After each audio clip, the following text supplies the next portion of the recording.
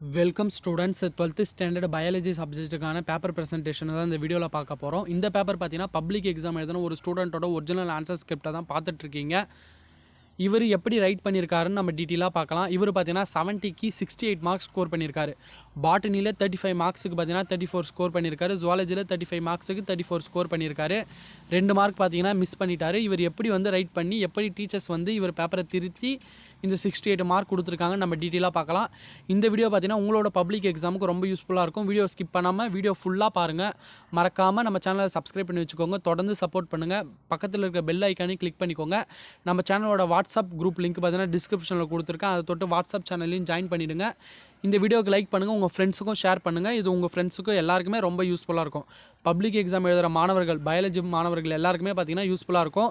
நீங்கள் botany student இருந்தால் கூட இல்லை 11th ஸ்டூடெண்ட் இருந்தால் கூட இந்த வீடியோவை பார்க்கலாம். உங்களுக்கு பார்த்தீங்கன்னா ரொம்ப ஹெல்ப்ஃபுல்லான வீடியோவாக தான் இருக்கும் இது. ஃபஸ்ட்டு பார்த்தீங்கன்னா 1 மார்க்ஸ் பொறுத்த வரைக்கும் நம்ம சூஸ் ரைட் பண்ணுறோம். சூஸ் பொறுத்த வரைக்கும் எப்படின்னா உங்களுக்கு பாட்டனி ஜுவாலஜியை கம்பேர் பண்ணும்போது பாட்டனியில் கொஞ்சம் இன்னர் சூஸ் வர நிறைய வாய்ப்பு இருக்குது. அதனால் கான்செப்ட் ஓரியன்டாக 1 மார்க்ஸை படிங்க. 1 மார்க்ஸ் பொறுத்த வரைக்கும் நீங்கள் question number, option and answer இந்த 3மே எழுதுனா தான் உங்களுக்கு மார்க் போடுவாங்க. சரிங்களா? ஏன்னா நிறைய பேர் என்ன பண்ணுவீங்கன்னா 1 மார்க்ஸை தெரியலன்னு லாஸ்ட்டாக எழுதுவீங்க. அது கரெக்ட் தான், நமக்கு தெரியலனா அதிலே இருக்கக்கூடாது, நெக்ஸ்ட்டு கொஷினுக்கு போயிடணும். ஆனால் லாஸ்ட்டு நேரத்தில் பார்த்தீங்கன்னா உங்களுக்கு டைம் இல்லாமல் வெறும் ஆப்ஷன் மட்டும் எழுதுவீங்க, இல்லைனா அவசரத்தில் ஆன்சர் மட்டும் எழுதுவீங்க. அந்த மாதிரி பண்ணாதீங்க. நீங்கள் தப்போ கரெக்டோ நீங்கள் அந்த கொஷினுக்கு ஆன்சர் பண்ணுறீங்கன்னா கொஷின் நம்பர், ஆப்ஷன், ஆன்சர் இந்த 3மே இருந்தால் தான் உங்களுக்கு மார்க் தருவாங்க. அதனால் அதை கரெக்டாக ஃபாலோ பண்ணிக்கோங்க. இவர் பார்த்தீங்கன்னா 1 மார்க்ஸில் 1 மார்க் போயிட்டு இருக்குது. அப்புறம் செக்ஷன் 2 பொறுத்த வரைக்கும் நமக்கு 4 2 மார்க் அட்டன் பண்ணணும். அப்புறம் 3 மார்க் அட்டன் பண்ணணும். 2 5 மார்க் அட்டன் பண்ணணும். பாட்னியில் அதேமாதிரி ஜுவாலஜியில் அதேமாதிரி அட்டன் பண்ணணும். இவர் பார்த்தீங்கன்னா ஃபஸ்ட்டு 2 மார்க் அட்டன் பண்ணியிருக்காரு. 2 மார்க் பொறுத்த வரைக்கும் ஒவ்வொரு கொஷினுக்குமே சப்டாபிக் போட்டிருக்காரு பாருங்கள். ஒவ்வொரு கொஷினுமே சப்டாபிக் போட்டு எழுதுங்க. ஏன்னா அப்போ தான் டீச்சர்ஸுக்கு ஐடென்டிஃபை பண்ண ரொம்ப ஈஸியாக இருக்கும். மேக்ஸிமம் பார்த்தீங்கன்னா ஆர்டர் சேஞ்ச் பண்ணாமலும் எழுத பாருங்கள். ஆர்டர் சேஞ்ச் பண்ணாலும் நீங்கள் 5 மார்க்கை ஃபஸ்ட்டு எழுதிட்டு 2 மார்க் 3 மார்க் அந்தமாரி ஆர்டரை கூட மாற்றி எழுதிக்கலாம். ஆனால் நீங்கள் கொஷின்ஸோட இதுவாக மாற்றி எழுதாதீங்க. மொதல் 2 மார்க் எழுதிட்டு அப்புறம் எனக்கு 3 மார்க் தெரியுதுன்னு ஒரு 3 மார்க் எழுதிட்டு அதுக்கப்புறம் 5 மார்க் தெரியுதுன்னு 5 மார்க் எழுதிட்டு அதுக்கப்புறம் மறுபடியும் 2 மார்க் 3 மார்க் அந்தமாரி எழுதாதீங்க. ஒரு கொலாப்ஸ் பண்ணி எழுதாதீங்க. ஒரு பகுதியை ஃபுல்லாக முடிச்சிருக்கேன், ஒரு பாட்டு. இப்போ நீ 5 மார்க் எடுக்கிறீங்கன்னா 2 5 மார்க்ஸ் அங்கேயே எழுதிருங்க. அதுக்கப்புறம் செக்ஷன் 2ன்னு போட்டு நீங்கள் 2 மார்க்ஸ் எழுதுங்க. அப்புறம் செக்ஷன் 3ன்னு போட்டு 3 மார்க்ஸ் எழுதுங்க. அந்தமாரி கரெக்டாக எழுதுங்க. ஃபஸ்ட்டு பார்த்தீங்கன்னா சைப்ரிடுன்னு எழுதியிருக்காரு. சைப்ரிடு பொறுத்த வரைக்கும் நீங்கள் 2 பாயிண்ட் 2 மார்க்கால் 2 பாயிண்ட் எழுதுனா போதும். பயாலஜி பொறுத்த வரைக்கும் நீங்கள் 2 மார்க் 3 மார்க் 5 மார்க் எழுதினாலும் இம்பார்ட்டன்ட் பாயிண்ட்ஸ் உங்களுக்கு ஐடென்டிஃபை பண்ண முடியும் உங்களால். ஏன்னா எல்லா கொஷனுக்குமே இம்பார்ட்டன்ட் பாயிண்ட்ஸ் நீங்கள் படிக்கிறப்பே தெரியும். அந்த பாயிண்ட்ஸ்லாம் என்ன பண்ணுங்கன்னா அண்டர்லைன் பண்ணுங்கள். அது ரொம்ப பெருசாலாம் வேணாம். ஒவ்வொரு பாயிண்ட் முக்கியமான பாயிண்ட் மாரி ஒன்று இருக்கும். ஒவ்வொரு வேர்டாச்சும் கன்ஃபார்ம் இருக்கும். அந்த வேர்டெல்லாம் அண்டர்லைன் பண்ணிக்காமிங்க. அது டீச்சர்ஸுக்கு திருத்துறவங்களுக்கு ரொம்ப ஈஸியாக இருக்கும். இது பார்த்தீங்கன்னா சைப்ரிட் எழுதியிருக்காரு. ஃபஸ்ட்டு பார்த்தீங்கன்னா இவர் 0 போட்டாங்க.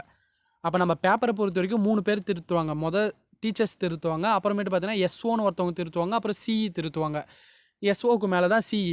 அப்போ இவங்க ஃபஸ்ட்டு டீச்சர்ஸ் தான் பார்த்தீங்கன்னா ஃபுல்லாக வேல்யூவேஷன் பண்ணுவாங்க. அதுக்கப்புறம் பார்த்தீங்கன்னா எஸ்ஓ சிஇ அது செக் பண்ணுவாங்க. அப்போ அவங்க செக் பண்ணுறப்ப பார்த்தீங்கன்னா இந்த கொஷனுக்கு மார்க் தரலான்னு சொல்லி இது கொடுத்துட்டாங்க. இவர் 2 மார்க் இதுக்கு வாங்கிட்டார். அப்புறம் யூசஸ் ஆஃப் சி பாலோட யூசஸ் கேட்டிருக்காங்க. அப்போ சி பால்னால் 2 பாயிண்ட் எழுதுனா போதும். இவர் பார்த்தீங்கன்னா ஒரு பக்கமே எழுதியிருக்காரு. இந்தமாரி யாரும் எழுதாதீங்க. நீங்கள் 2 மார்க்குனா அந்த 2 மார்க்ஸுக்கு தகுந்த மாதிரி ஆன்சர் இருக்கணும்.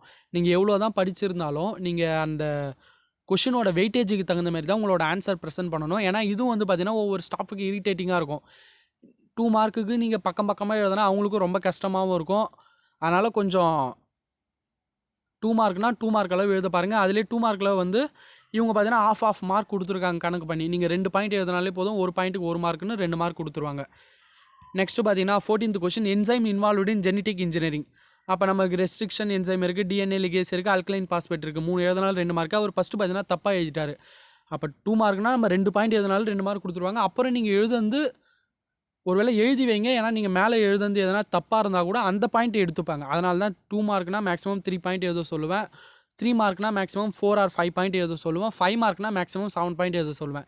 ஏன்னா நமக்கு ஒரு பாயிண்ட் நம்ம தப்பாக எழுதிட்டாலும் இன்னொரு பாயிண்ட் பார்த்தீங்கன்னா அவங்க வேலிடேட் பண்ணிப்பாங்க.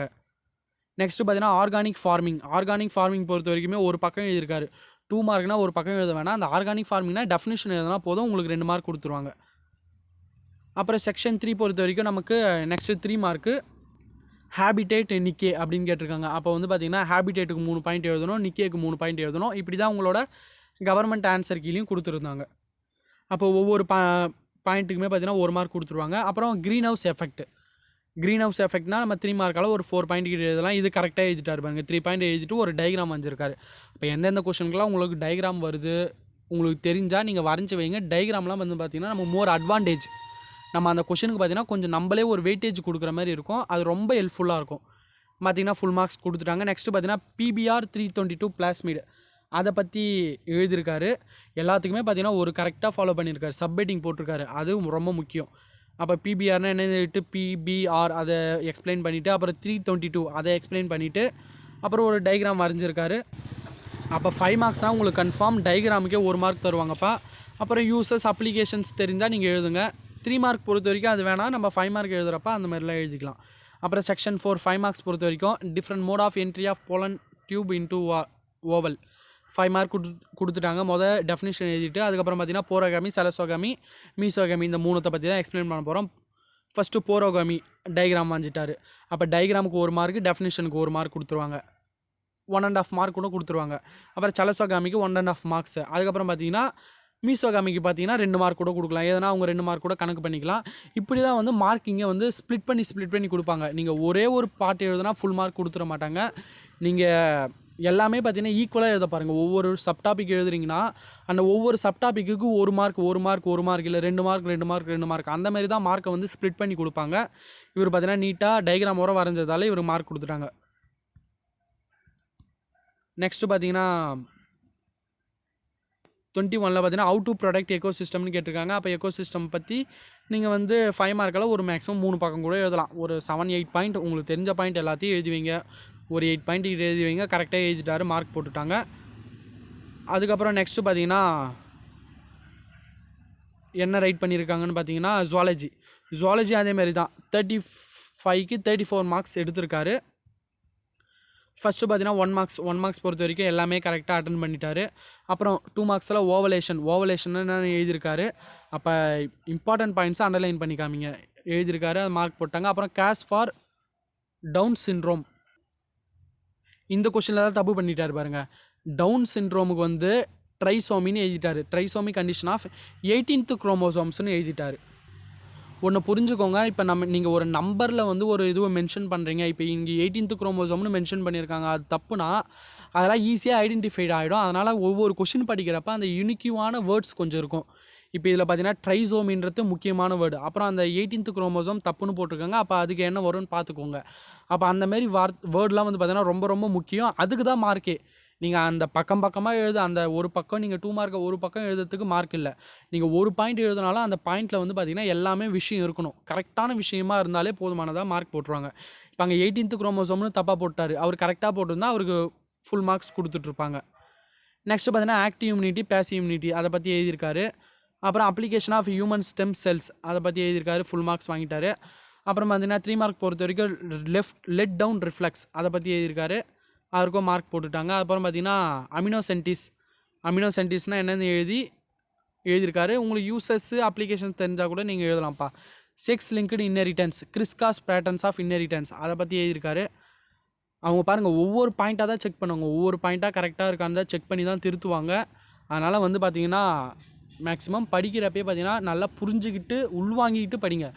பயாலஜி பொறுத்த வரைக்கும் அப்படி தான் படிக்கணும். ஒவ்வொரு பாயிண்ட்டுமே நீங்கள் உள்வாங்கிட்டு படிச்சிங்கன்னா உங்களுக்கு கன்ஃபார்ம் மறக்கவே மறக்காது. அப்புறம் டயக்ராம் வரைஞ்சிருக்காரு. டயக்ராம் நீட்டாக வரைஞ்சிருக்காரு. நமக்கு மார்க் கொடுத்துட்டாங்க. நெக்ஸ்ட் பார்த்தீங்கன்னா செக்ஷன் 4 வரைக்கும் effects of chemical used in field of agriculture. அப்போ அதை பற்றி நம்ம டீட்டெயிலாக எதனா 5 மார்க்ஸ் கொடுத்துட்டாங்க அவருக்கு. நெக்ஸ்ட்டு பார்த்தீங்கன்னா எவால்வேஷனரி பாத் ஆஃப் ஹியூமன்ஸ் இதை பற்றி எழுதியிருக்காரு. எவால்வேஷனரி பாத் ஆஃப் ஹியூமன்ஸு பார்த்தீங்கன்னா இதை பற்றியும் டீட்டெயிலாக எழுதியிருக்காரு. இதற்கும் 5 மார்க் கொடுத்துட்டாங்க. ஓவராலாக பார்த்தீங்கன்னா இவருக்கு பாட்னியில் ஒரு 1 மார்க்ஸ் போயிடுச்சு. ஜுவாலஜியில் பார்த்தீங்கன்னா அந்த டவுன் சிண்ட்ரோம் அந்த கொஷனுக்கான மார்க்ஸ் போயிடுச்சு. ஓவராலாக பார்த்தீங்கன்னா மீதி எல்லாமே சிறப்பாக ரைட் பண்ணியிருக்காரு. இந்த வீடியோ பார்த்ததில் உங்களுக்கு கன்ஃபார்ம் ஒரு ஐடியா கிடைச்சிருக்கும். அதனால் இதை ஃபாலோ பண்ணி கரெக்டாக நான் சொன்ன விஷயத்தெல்லாம் ஃபாலோ பண்ணி எக்ஸாம்ஸை சிறப்பாக ரைட் பண்ணுங்கள். டைம் மேனேஜ்மெண்ட் ரொம்ப முக்கியம். உங்களுக்கு பாட்டனி பொறுத்த வரைக்கும் உங்களுக்கு அடிஷ்னல் ஷீட் தரமாட்டாங்க. ஏன்னா அடிஷ்னல் ஷீட் 2 அதிலே பிரிண்ட் ஆகிருக்கும். நீங்கள் ஜுவாலஜிக்கு அடிஷ்னல் ஷீட் வாங்கிக்கலாம். அதனால் பேப்பரை வந்து கரெக்டாக மேனேஜ் பண்ணி எழுத பாருங்கள். ப்ளஸ் டைம் மேனேஜ்மெண்ட் ரொம்ப ரொம்ப முக்கியம். சிறப்பாக ரைட் பண்ணுங்கள். ஏற்கனவே 3 எக்ஸாம் முடிச்சிட்டிங்க. இருக்கிற எக்ஸாம்ஸை சிறப்பாக ரைட் பண்ணுங்கள். Okay student.